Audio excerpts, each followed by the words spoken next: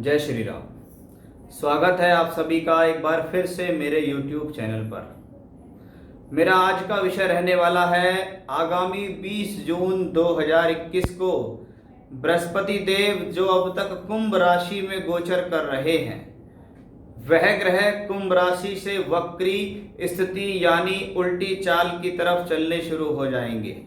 साथ ही साथ ये ग्रह चाल में उल्टा चलते हुए अपनी राशि को छोड़कर अपनी दूसरी यानी शनि देव की दूसरी राशि जिसमें वो नीच के हो जाते हैं उसमें प्रवेश कर जाएंगे। ग्रहों का वक्री होना कोई बुरी बात नहीं है। ग्रह जब सूर्य की आभाओं से दूर होते हैं तो वो ग्रह वक्री हो जाते हैं। खास तौर पर बाह्य ग्रह बृहस्पति, शनि, मंगल ये ग्रह वक्री हो जाते हैं। लेकिन जब जब कोई भी ग्रह वक्री होते हुए अपने से पिछली राशि में प्रवेश कर जाए तो आप ये समझिएगा कि वो इस राशि का भी फल नहीं दे पाएगा, वो इस राशि का भी फल नहीं दे पाएगा। इसको आप थोड़े समय के लिए समझिए कि एक व्यक्ति सीधा जा रहा था, वापस उल्टा हो गया, उल्टा होता हुआ उस स्थान पर पहुंच गया जहां से वो चला था।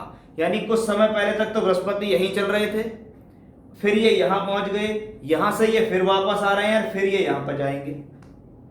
यानी ऐसा बृहस्पति अतिचारी बृहस्पति हो जाता है। इस ग्रह के अंदर उतना बल नहीं रहता क्योंकि ये किसी एक भाव विशेष के फल दे ही नहीं पाएगा। किसी भी व्यक्ति को रिजल्ट देने के लिए कहीं स्थान पर टिकना तो पड़ेगा। अगर वो खुद ही इधर उधर भागता रहेगा तो वो परिणाम कहां के देगा। वैसे ही ग्रहों की स्थितियां हैं कि बृहस्पति कुंडली के अंदर 5 भावों के ऐसे कारक हैं जो सबसे मुख्य हैं। धन आपको अगर चाहिए, संतान चाहिए, भाग्य में वृद्धि चाहिए, प्रोफेशनल लाइफ अच्छी चाहिए, सोर्स ऑफ इनकम बढ़िया होने चाहिए, ये बिना बृहस्पति के आशीर्वाद के मिलते ही नहीं हैं। अब ऐसा ही एक ग्रह अतिचारी हो कि पहले कुंभ में हो, वहां से वक्री होकर यहां आए, जिस राशि में आए वो राशि आपकी नीच की राशि है, तो ग्रह के बल में ही कमी हुई है। ये नहीं है कि ग्रह चलो यहां से निकलकर कुछ समय के लिए अच्छी अवस्था में आ गया तो बढ़िया हो जाएगा। ये तो ग्रह और खराब अवस्था में पहुंच गया। और जब जब बृहस्पति जैसा ग्रह वक्री हो, नीचस्थ अवस्था में हो, गोचर में खराब स्थिति में हो, तो उसके कारकत्व में फर्क पड़ता है। जो 5 कारक मैंने आपको मुख्य बताए हैं उसमें से धन, प्रोफेशनल लाइफ और आपका सोर्स ऑफ इनकम यानी आपका लाभ, ये सब प्रॉब्लम में आते ही आते हैं।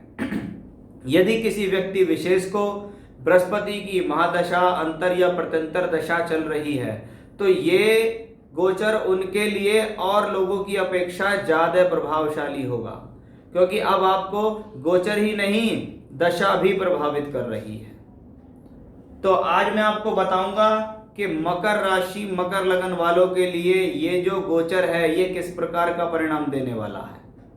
कि मकर राशि साढ़े साथी के प्रभाव में चल रही है, लेकिन इसमें एक अच्छी बात यह है कि इसमें शनिदेव स्व राशि के होके विराजमान चल रहे हैं। वो भी ग्रह वक्री हो जाएंगे, लेकिन उस वक्री ग्रह को मैं खराब वक्री ग्रह नहीं मानता, क्योंकि वो ग्रह अपनी ही राशि में है। कुछ समय के लिए उसकी चाल उल्टी हुई है, लेकिन वक्री ग्रह शक्त होता है, शक्तिशाली होता है। इसे अलग अलग शास्त्रों में बहुत बार रिपीट किया गया है। अधिकतर जब कोई ग्रह इस प्रकार से वक्री हो के आगे जाके पीछे वापस आ रहा है तो पिछले समय में जिस प्रकार की प्रॉब्लम का सामना आपने करा है वैसी प्रॉब्लम फिर से रिपीट हो सकती है। अगर धनागमनों में कमी रही है तो धनागमनों में कमी फिर से दिखाई देगी। कोई लॉस हुआ है तो वो फिर से रिपीट हो सकता है। अचानक से घटने वाला प्लेनेट ये वक्री ग्रह के कारण ही संभव है। हाँ, आपको पिछले समय में अच्छी दशाएं चली हैं और इस गोचर के दौरान आपने अच्छा पैसा कमाया तो फिर से आपके लिए ये एक अच्छा समय आ रहा है। जब जब ग्रह वक्री होते हैं तो वक्री ग्रह के अंदर एक प्रॉब्लम और होती है, किसी भी पुरानी बीमारी को उजागर करना। आपके अंदर कोई रोग चल रहा है, उसने आपको परेशान किया है, फिर से वो आपको परेशान कर सकता है। अब आप ये देखिए कि मकर लगन वालों के लिए द्वादशेश और तृतीयेश है बृहस्पति, यानी आपकी राशि से 2 खराब स्थान के मालिक हैं बृहस्पति। अब ऐसा बृहस्पति अब तक तो चल रहा था धन में, यानी धन के लिए इसने संघर्ष बना रखा है, इसमें कोई संदेह नहीं है। मकर राशि वाले कुछ लाभ जो प्राप्त कर रहे हैं वो अपने राशि के लॉर्ड शनि के द्वारा प्राप्त कर रहे हैं, लेकिन बृहस्पति अभी उतनी कृपा नहीं बरसा रहे। अब ऐसा बृहस्पति जो खर्च कराने वाला और यात्राएं कराने वाला है वो धन भाव में चल रहा है, वो धन भाव को तो छोड़ दिया उसने, और जैसे ही 20 जून आई वहां से वक्री होना शुरू हुआ, पिछली तरफ घूमना शुरू हुआ। यानी काम जो आगे बनते दिखाई दे रहे थे, भूमिकाएं जो आगे बनती दिखाई दे रही थी कि बृहस्पति हमें पैसा देगा, झगड़े झंझटों से मुक्त कराएगा, फंसा हुआ पैसा हमारा निकलेगा, हमारे काम में तरक्की देगा, वो बृहस्पति अपने सब काम छोड़ के पीछे की तरफ भागना शुरू कर दिए। और उसके बाद 14 सितंबर को ये बृहस्पति नीचस्थ अवस्था में यहाँ पर होंगे और लगभग 18 अक्टूबर तक, यानी लगभग 1 महीने 5 दिन तक ये ग्रह यहीं ट्रांजिट करेगा। यानी ग्रह उस समय नीच अवस्था में गोचर करेंगे, वक्री हो जाएंगे, और साथ में एक और वक्री ग्रह शनि भी होंगे। अच्छी बात यह है कि आपकी राशि और लगन के ऊपर ही आए हुए हैं तो ज्यादा प्रॉब्लम नहीं क्रिएट करेंगे, लेकिन बृहस्पति कोष कारक है और नीचस्थ अवस्था में है और वक्री भी हुआ है, और ऐसा बृहस्पति है जो मूवमेंट कर रहा है, स्थिर नहीं है, ये मूवमेंट कर रहा है, क्योंकि ये वक्री होके पहले यहाँ आया, यहाँ से फिर वापस गया। यानी सोर्स ऑफ इनकम में समस्या देगा, पैसे में प्रॉब्लम देगा। काम कराना शनिदेव का काम है, काम आपको मिलता रहेगा, लेकिन आपके पैसे का फ्लो बंद होगा, आपका पैसा रुक जाएगा, आपका पैसा फंस जाएगा। संबंधों में भी खटास आने की संभावना ऐसे समय में देखी जाती है।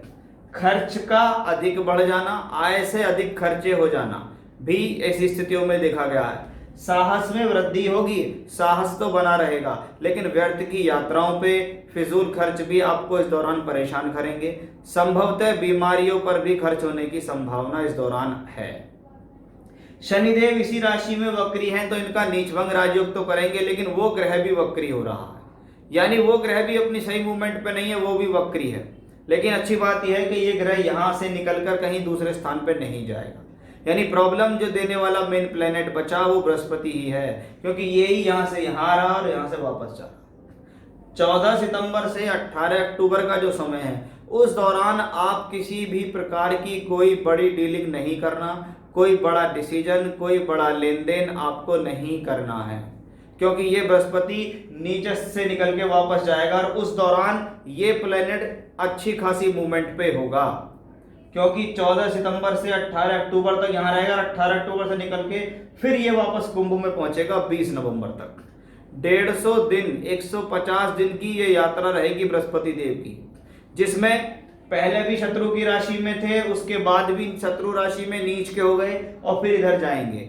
और कहां से बन रहा है ये कॉम्बिनेशन? धन भाव और आपकी राशि लगन से। राशि लगन में आप स्वयं हैं और ये धन है। धन का खर्च हो रहा है किसके ऊपर? शरीर के ऊपर, बीमारी के ऊपर, आवश्यकताओं के ऊपर, फिजूल खर्च के ऊपर। आपके गलत निर्णयों के कारण आपको नुकसान हो रहे हैं। तो आपकी तो पिछली स्थिति भी डामाडोल ही रही है, क्योंकि मकर राशि वाले काफी प्रॉब्लम में फंसे हैं पिछले समय में। और उसके अलावा बृहस्पति देव और फिर आ गए, जो थोड़ी बहुत कसरती है, फिर से ग्रह आपको तंग करने के लिए आ ही गया है।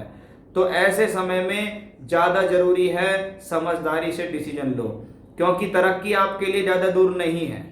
मकर राशि वालों के लिए 7.5 का तीसरा चरण तो बहुत ही उत्तम जाएगा, इसमें कोई संदेह नहीं है। उसके बारे में मैंने विस्तृत रूप से अलग वीडियो में बताया भी है। ये बृहस्पति यहाँ के बाद जब मीन में आएंगे तो आपके लिए और अच्छे होंगे, यानी आपका आने वाला जो समय है वो बहुत बढ़िया होगा, इसमें कोई डाउट नहीं है। लेकिन अभी फिर से परीक्षा की घड़ी आपके लिए शुरू हो चुकी है। फिर से आप अपने जीवन में पैसे को लेकर, सोर्स ऑफ इनकम को लेकर प्रॉब्लम में आएंगे, लेकिन वो प्रॉब्लम मेरे हिसाब से अक्टूबर और नवंबर के हाफ में ज़्यादा रहेगी, उससे पहले या बाद में ज़्यादा नहीं रहेगी। तो वही वो ये समय है जिसमें आपको बहुत समझदारी और सचेतता से चलना होगा, अगर आप अपने जीवन में चाहते हैं कुछ अच्छा करना। तो इस प्रकार की स्थिति को अपने दिमाग में रखिएगा।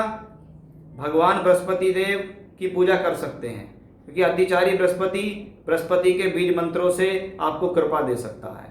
हनुमान जी की पूजा पाठ से आपको कृपा मिल सकती है। आप एक ही दिन में बैठकर बृहस्पतिवार वाले दिन 11,000 जाप कर लीजिए, एक बार 5100 जाप कर लीजिए, 2100 जाप कर लीजिए, 1100 जाप कर लीजिए, जितना आपकी सामर्थ्य हो। उस दिन आप बीज मंत्रों से अनुष्ठान भी कर सकते हैं, पूजा भी कर सकते हैं। तुलसी की रुद्राक्ष की माला से जाप करिए या हल्दी की माला बना लीजिए स्वयं, उससे जाप करिए तो आपको और अच्छे परिणाम प्राप्त होंगे। तो ये था मकर लगन मकर राशि वालों के लिए बृहस्पति का गोचर में वक्री होना, पिछले भाव में जाना, अतिचारी स्थिति में होना और नीचस्थ हो जाना, उसके क्या फायदे हैं और क्या नुकसान है, किस चीज का आपको ध्यान रखना है, उसके बारे में मैंने यहाँ विस्तृत रूप से चर्चाएं आपको की हैं। तो फिर से नए विषय के साथ आपके सामने मैं हाजिर होऊंगा। तब तक के लिए बने रहिएगा आप मेरे साथ। जय श्री राम।